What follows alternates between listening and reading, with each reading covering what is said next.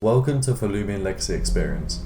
This video will be my playthrough of the game summarised down into bite-sized chunks. I will try to maintain only for important events which occur within my time on the game. Despite my long break from YouTube, I hope you enjoy. Now, let me summarise the opening cutscene. The sky suddenly turns dark, and our character's father runs into a cave to find a tablet which shatters into pieces and flies away. It is our job to retrieve these pieces and decode the secret message it gives us. Now that you are caught up on the story, it is time for me to choose my starter in Loomian. These are very similar to your typical Pokemon starters. I chose Feline due to him both being a cat and a lazy lad sleeping on a rock, and as a result of this, I called him Snoozer. Then I was forced to read a very long transcript on how the battle mechanics for this game work. The main twist on Loomian Legacy compared to Pokemon is that your Loomians have energy. Once your Loomian's energy reaches 0, you must recharge your energy to act again. And also, this character I'm finding is supposed to be our character's mum. I really do not see the resemblance at all. In the end, I won my first battle. And behold the cheese rat I found in Route 1. I decided to catch myself a rodent friend and call it Sheesh, because of the cheese, obviously. Welcome to Chesma Town. The only thing to note here currently is that upon entering my first Loomian goods store, I had Roblox microtransactions thrown up into my face, which I found rather charming. But here we go. I have a surprise for you all. The Monopoly Man actually made it into the cast for this game. The Monopoly Man explains to the police how the local forest guardian is given off a strange corrupted aura, and with the police refusing to believe his whooping story, it is our job to investigate. But okay, I am sure you're all interested in this crib. So I smashed through the front door to expose his empty home, and whilst I was trying to leave again, I was kidnapped into some fake place he forced into existence. And then I arrived at a tablet piece which I was expected to transport across the world using my Ben 10 watch. After completing this task, it happened. I met the corrupt forest guardian from the Monopoly Man warned me off. This is Loomian Legacy's way of introducing a corrupt subtype of enemy into the game which is stronger and rarer than usual Loomians, however they cannot be caught. Despite this, Duskett fell victim to my cat's wrath, and as a reward, I can now actually encounter the Roman legend Duskett in the wild. Okay, so this is a sudden change of pace, but here we meet huge quotation marks for rival trio. To summarise this group, they are Loomian trainers who believe you do not need knowledge to win in Loomian battles, but instead you need raw power. The TLDR of this whole entire cutscene is, they do not like school. Here we go again. My third team member was a Geklo. Geklo's a mythical being, and to be honest, that's all I can really say about Geklo in honesty. Sylphid City was the first major city I encountered in Loomian Legacy, which held my first battle theatre. These battle theatres are the equivalent to Pokemon gyms in Pokemon games. As I entered the theatre, I was introduced to a man in glasses explaining to me on how to complete a puzzle. I had to make all swishes present on the board light green, and this was achieved by standing on the tiles to change both the tile I stand on and the adjacent ones to alternative switch position. This first puzzle here is a live example of this. I then had to fight a bacon hare which I felt rather bad about, but upon defeating them, they only said, "Oof." Completing all the other puzzles and challenges in my way, I met Naya, the Sylvan City Battle Theatre challenger. She brought a Geklo again, and a Kleptyke.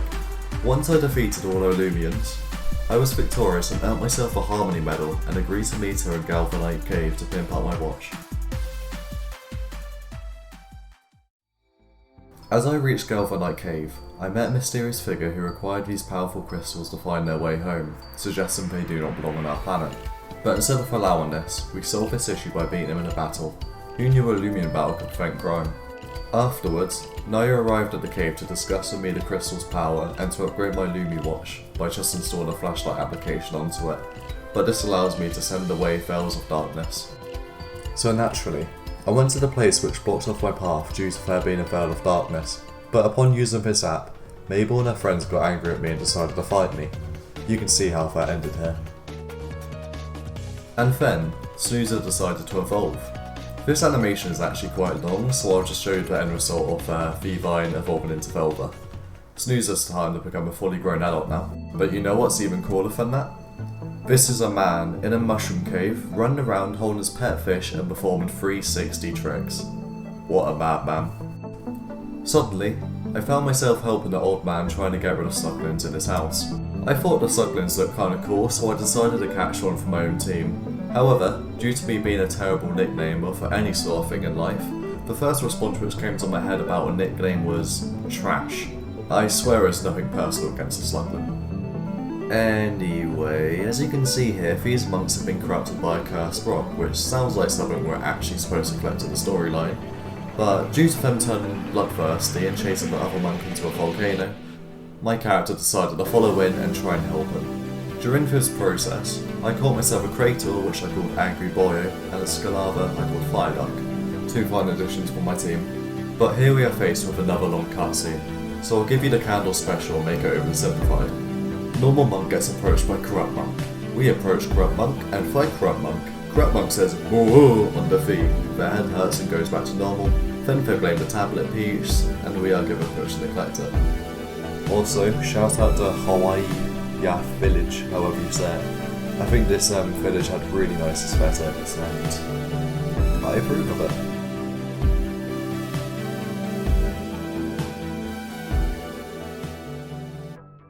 Now, as our job was to investigate into the corruption outbreak at Pagoda, I had to once again become a puzzle master and sequentially press some buttons, which was rather exciting. To then open this door, which led me to meet this fancy looking creature called Ikazune. Or it could be Ikazune. As for Ikazune aggressively stares at first the tablet piece, and then me, it challenges me to a battle but gets taken down by my get glow, changes colour, then runs away. Once again, this allowed me to encounter Ikazune as a Roman legend encounter in the wild. And afterwards, I used my watch to transfer the tablet across the world to my father in a laboratory. But what is even greater is more puzzles at the next battle theatre in Hawaii Village. These puzzles required me to push blocks onto fire tiles. Simple, right? I smashed the first puzzle. Although the second one got the best of me, as you can see here, it took me quite a while, and it made a mockery of me. Yes, I was still struggling with it. Thankfully, the third one was easy enough, resulting in me completing my puzzle trials and meeting the next battle star, Akio. Akio is the leader of monks and was slightly present in previous cutscenes, which I did not include. Although through watching these cutscenes myself, it was obvious who was going to be the battle theatre leader. Akio had a Krator, a Wizpup, and a Crocodile. After I took down his team, I was rewarded with the Wisdom Medal and headed towards Sephiroth City. On the way there, I met a man who gave me a free Trumbell saddle, which is literally just a fancy way of saying I can now ride around on my Loomians to explore the world quicker. But hey, more evolutions. First came Sluglin, which evolved into the majestic Escaro. And then came Scalava, which evolved into Heatran. I meant Explode. And with my team becoming more and more powerful, I decided to instead just run around for 2 minutes collecting random pieces of rubbish for a man. This consists of a fork, a spoon, duct tape and a strange rod, and this resulted in me earning a drop of youth, and I really don't know what it does. But here we go again. I meet the rival Lucas, who wants to invite me to their tour. However, Mabel disagreed and once again used their phones to fight me. That obviously didn't go well for them, so I got the best free tour of my life, aka a 15-minute cutscene which can boil down to they just want to be my friends. Yeah, not worth showing. But sheesh, the cheese rat decided to evolve into a Luxray. No way, I meant Luxor. Ugh, God damn it. One last time now, the final battle theatre in Sephiroth City. These puzzles are much longer than the typical Loomian Legacy puzzle, and consisted of me having to control both myself and a Chompactor, with the end goal of making a Chompactor touch the blue cube. This required a lot more thought on where to stand with each character and when to do so, but overall it's a rather enjoyable puzzle scheme.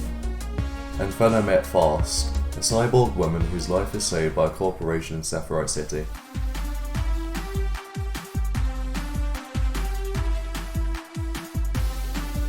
She had a Munchwheel, a Concredon, and a Stratosaur, and upon defeating these I earned myself a Cyber Medal, and my current Loomian Legacy experience was coming to an end.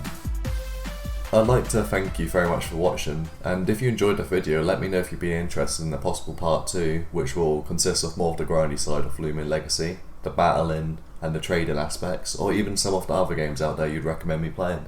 Other than that though, I'll catch you next time.